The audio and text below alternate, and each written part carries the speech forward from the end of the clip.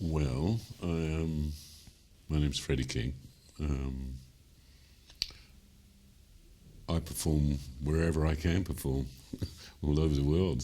Uh, Mainly in Asia at the moment, and sometimes in Scotland when I'm here. Um, I was born in the East End of London, and my father was from Guinea, West Africa, and my mother was from Ukraine, Odessa. Um, I kind of call myself a Cockney African Ukrainian. um, and from an early age, I was introduced to jazz by my father, who wasn't a jazz musician but loved jazz and had a wonderful record collection. Um, and luckily for me, it was not only bands and instrumentalists, but singers. And he was a massive fan of Nat King Cole and Mel Torme, Joe Williams, all these wonderful singers of 40s. And also from the other extreme, he loved modern jazz quartet, Thelonious Monk. So I got to listen to all that when I was a kid, because every Sunday he would come back from the pub and play his albums, and I had to sit there and listen to them. I think one time I hated them all. I hated Nat King Cole because I just heard him every Sunday. But when he died, when my father died, and I got into jazz, I started singing Nat King Cole songs because I knew all the tunes. So it was quite sad he never got to hear me singing those songs. Also, I love to experiment with my voice, and I discovered, my mentor and hero, Mark Murphy, who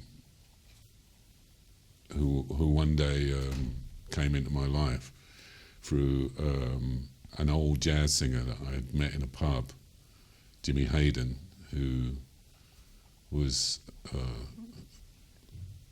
wonderful artist, and I got to know him, and he told me about all these jazz singers, and he mentioned Mark Murphy, and years later, 30 years later, I went into a pub and there was Jimmy Hayden still singing, and I got up to sing, and he still had a go at me and told me I wasn't doing it right. But that was my introduction to jazz, and also I was very lucky when I was about 16, just down the road from my mother's house was a pub called the Queen's Head. They used to call it I hate to say the word, shit and shovel, because the police horses used to come by and they used to do their business, and the boss used to shovel it away. So that got the reputation. But it was the best jazz pub in London. And in those days, some of the greatest jazz musicians in Britain played there. Tubby Hayes, Joe Harriott, Phil Seaman, endless. One of the great singers, Norma Winston. So I was about 16, I used to creep in there at the back. And Jimmy Hayden, the chap I was talking about, he was the compere. And so he allowed me to come and sit there at the back and listen to all these people.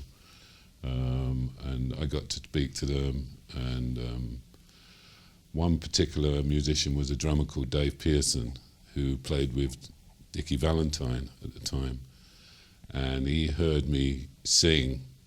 I sang to him in the bar, and he told me to, go home, learn some tunes, come back, and we'll let you get up and sing. So the first song I done was the Beatles' "Can't Buy Me Love," which I kind of put a swing type version to it. And Dave really, he was so excited about that I'd gone and done what he'd told him to do. And he was just, every time I went there, he was very, very, supportive. And then I got a shock one day when I opened the newspaper and he'd been killed in a car crash in Wales with Dickie Valentine, the whole band. And I think that really affected me because he was one of the biggest influences when I was a boy. But it took me on that road to wanting to be a jazz singer. So over the years, I left jazz and got into rock, and then signed with EMI with a band, the Monos, and toured with Annie Lennox when she was with the Tourists. And then after the EMI deal, I signed with a reggae band and toured with them, people like Yellow Man and Aswad. And then eventually after that, I signed a deal with the reggae label. And then after that, I started going back to thinking about jazz, and I had this bass baritone voice, that really low voice, and I started listening to Joe Williams and Johnny Hartman, who was one of the very few singers, I think the only singer to record with John Coltrane, and I had a very similar voice, and so I learnt the whole of the album of Lush Life with Coltrane and Johnny Hartman, and suddenly I was meeting really good musicians, and then after a long period of just gigging, I decided to go to New York, really just to test myself to see how good I was, and that if I didn't feel that I could hold it, I would just give it up. So I went to New York, had lessons with Mark Suskins, Sonny Rollins, his pianist, had a few lessons there. And then I went and sat in at some places, and I walked into a bar in Broadway called Smith's. It looked more like a cafe, but I walked in and went into the back, and there were these four amazing musicians. I didn't know who they were, but something made me want to get up, but I didn't know them. So I, when they had their break, the bass player, black bass player, walked past me, and I said, "Oh, hi, Mark told me to come down and said I might get a sit." And, well, little did I know that this was Bob Cranshaw, Sonny Rollins' bass player, who plays with Mark. And he told me, "Oh, I'm not leading the band, it's this guy over here, Frank Porosky." Well, I didn't know that Frank Porosky had been with Liza Minnelli for about 30 years, and he was a big band leader and played with Woody Herman, Billy Eckstein, Sarah Vaughan. He'd played with everybody.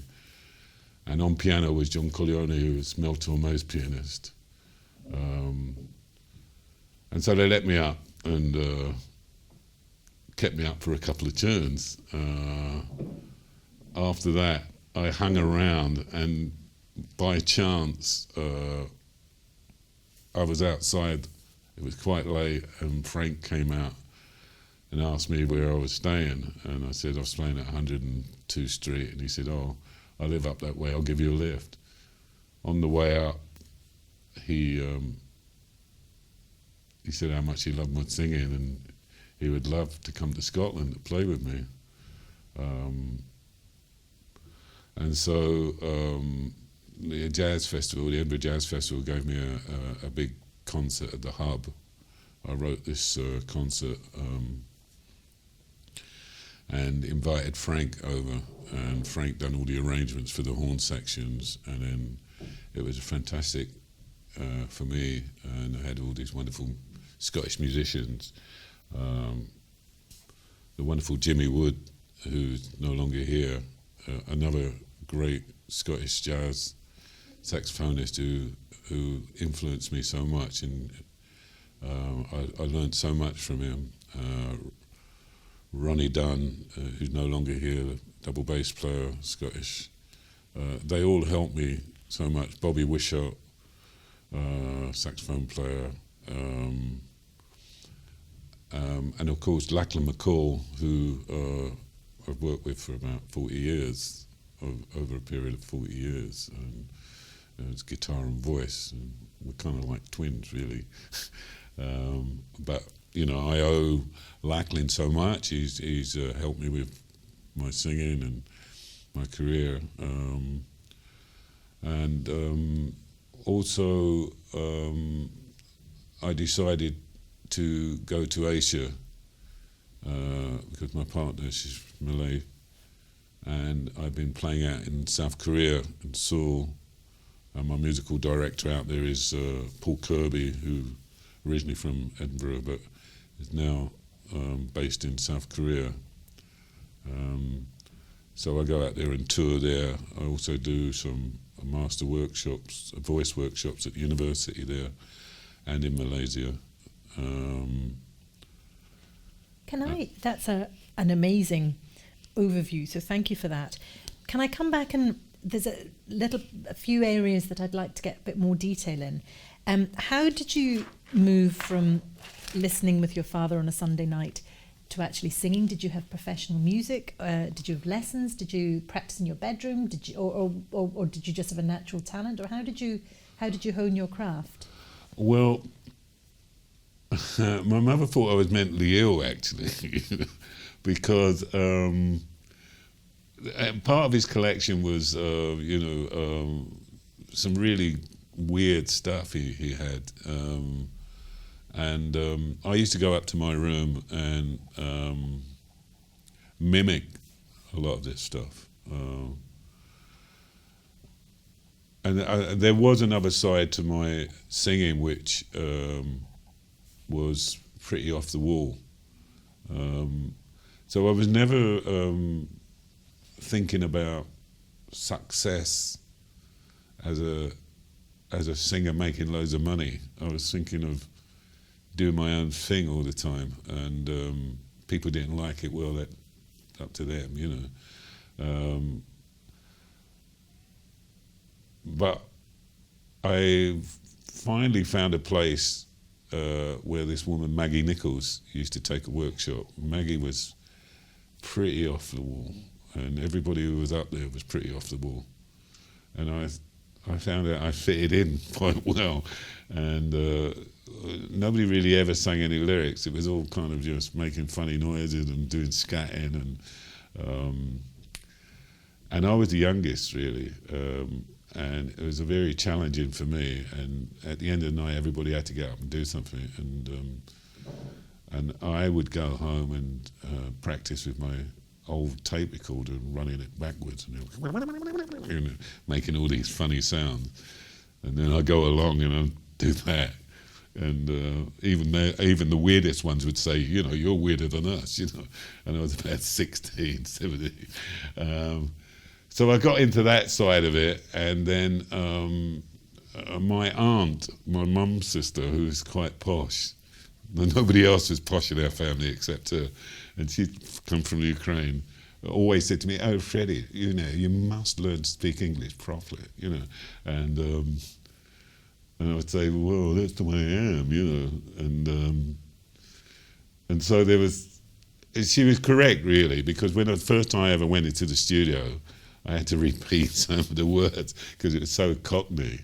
And so I did work on my elocution lessons, you know, quite a lot as a singer.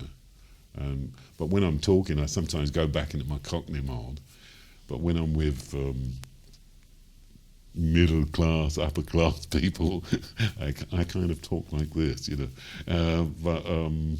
But it all helped along the way with my singing.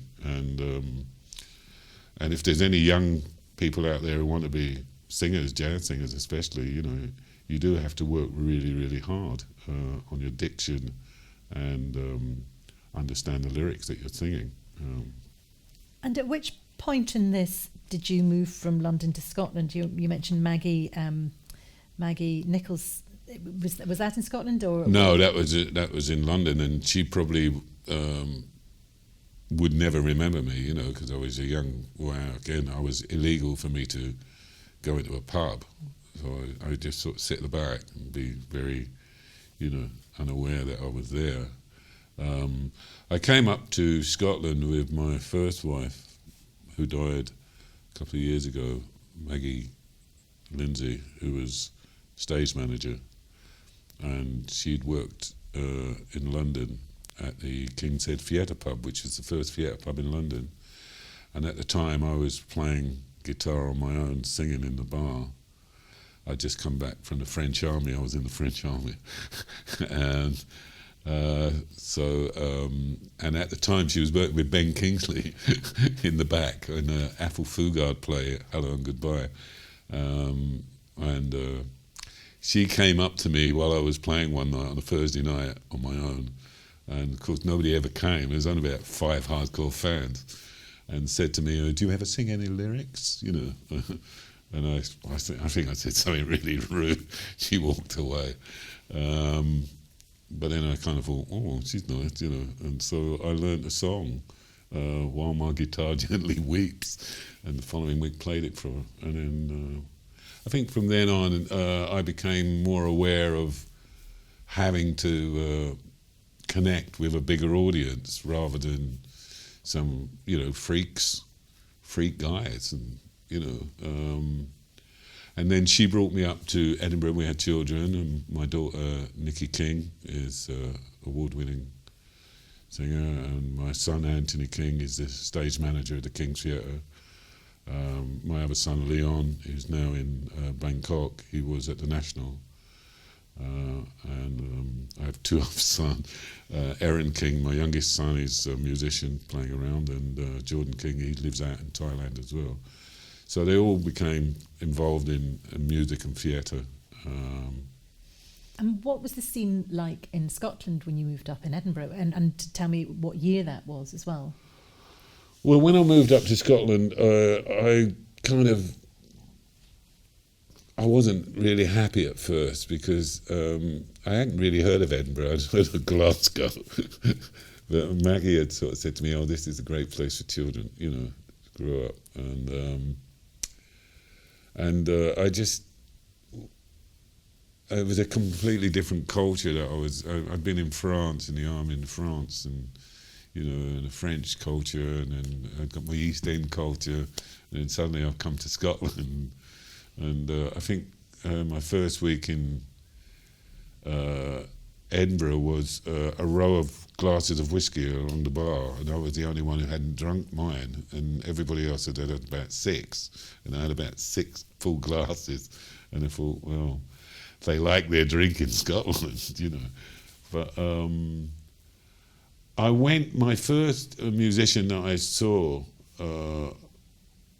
was Jack Finley, who was playing piano in Nicky Tams, and there was a chap called Gordon Cruikshank who played saxophone, and by chance there was I got a job as a barman, and by chance.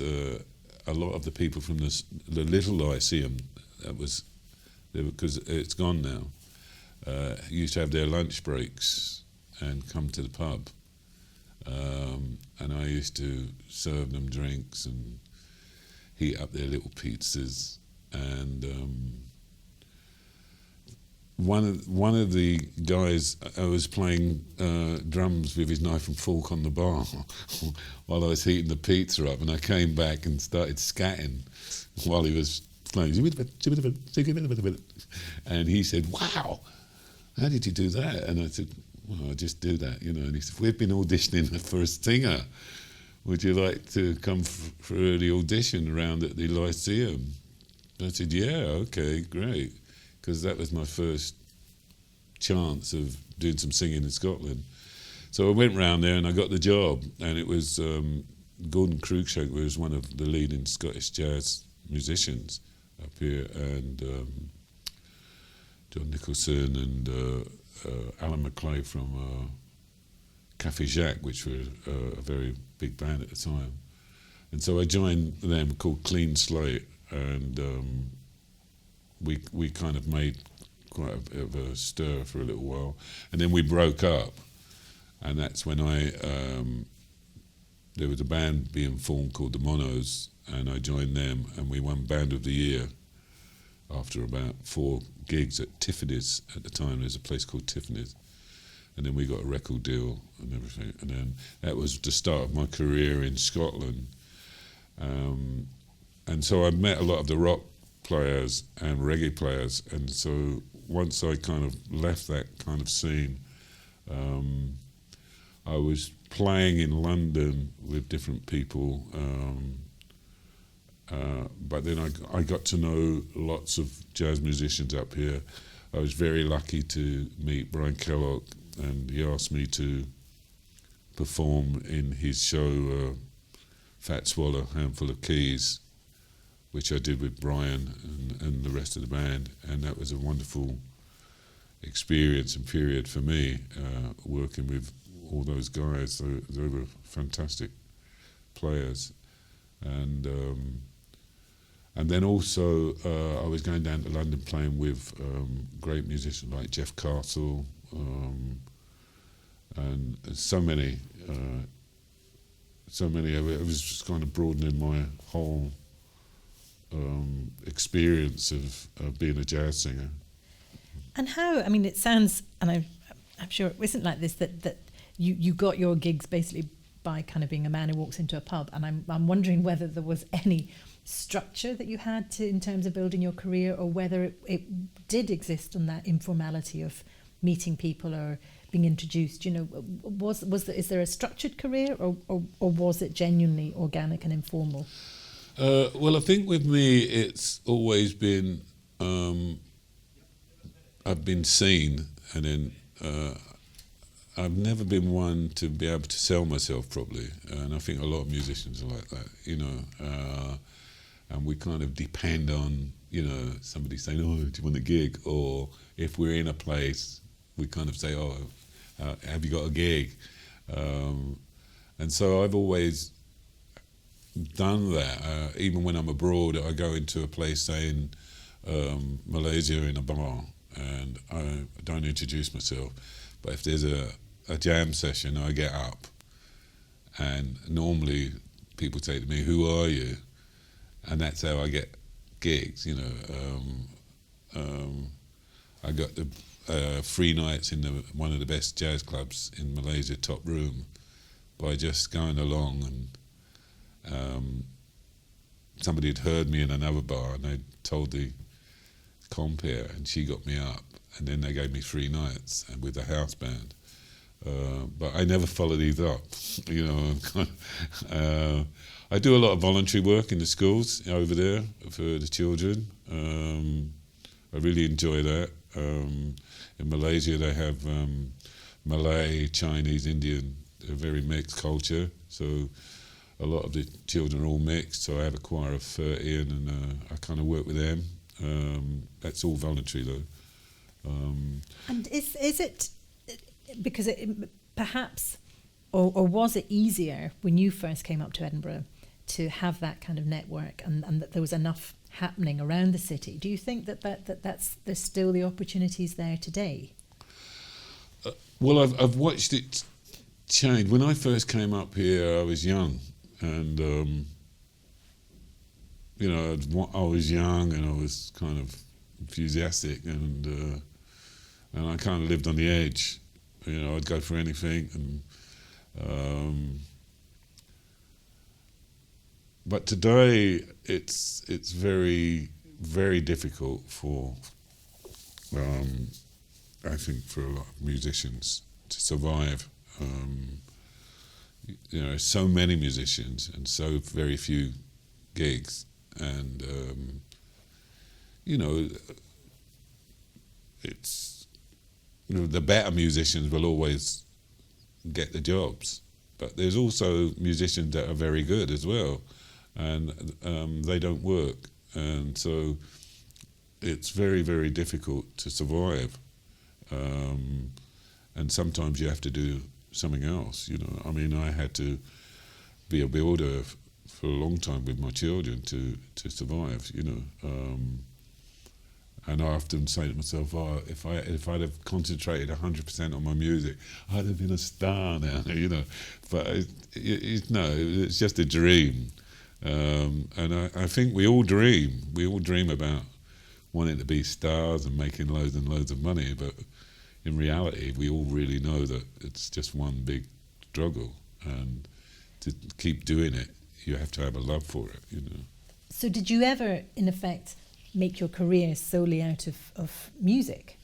Yes, I did. But I would say I was probably one of the poorest jazz musicians on the planet, all musicians on the planet.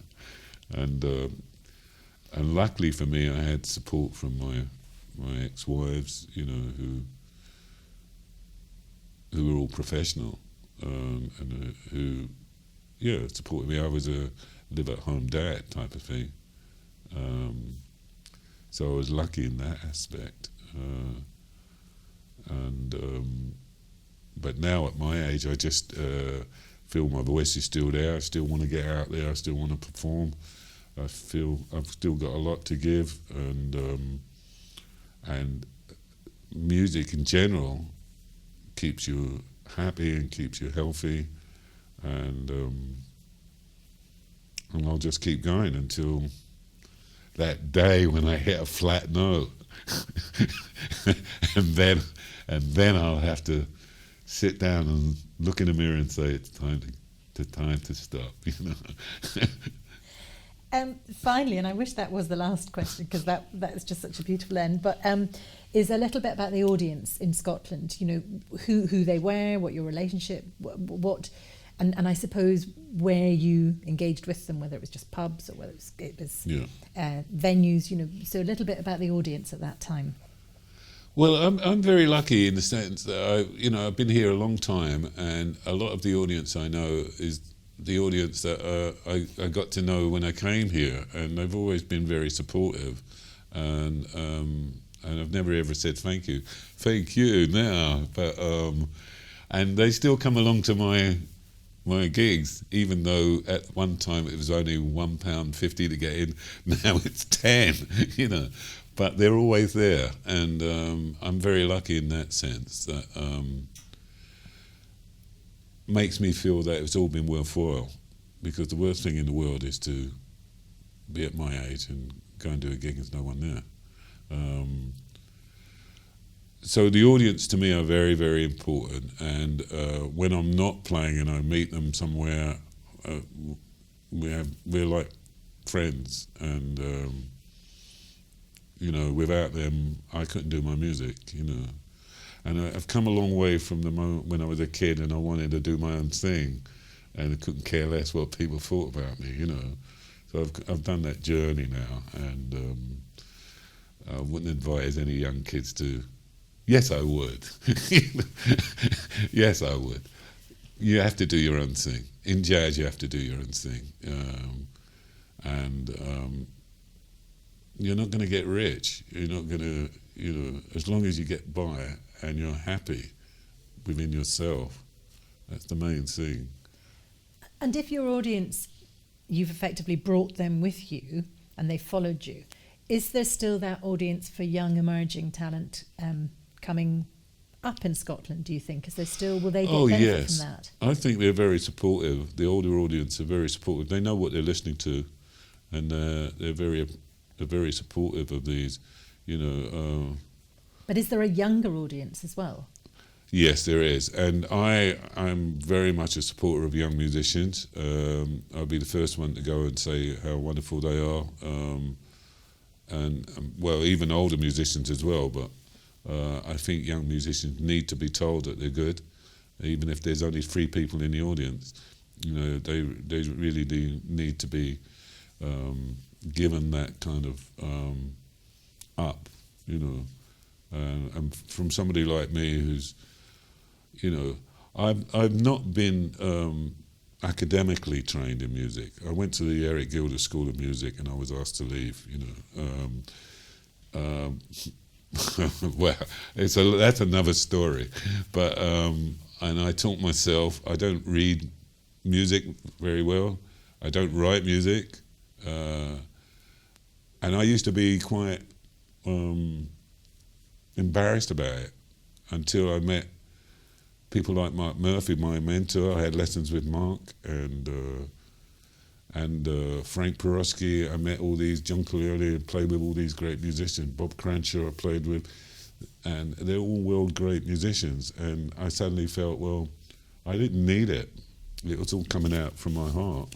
So whenever I write a piece of music, which is my own song, I go to somebody who can write the music, but I sing it and I play a bit of guitar, and so I get by like that. And so if there's any young people who are like me and can't grasp the music, by studying it, then let it come from your heart, because if you have the talent, it'll come out. And so that's how I feel about music, and there's no pressure. I think sometimes there's a hell of a lot of pressure for young people who want to get into jazz, because jazz is just a word, it's just music, but when you say the word jazz, it frightens people, because you think, oh my God, I've got to write this great big, arrangement and things like that. You don't, you just have to put it across so that people enjoy what you're doing.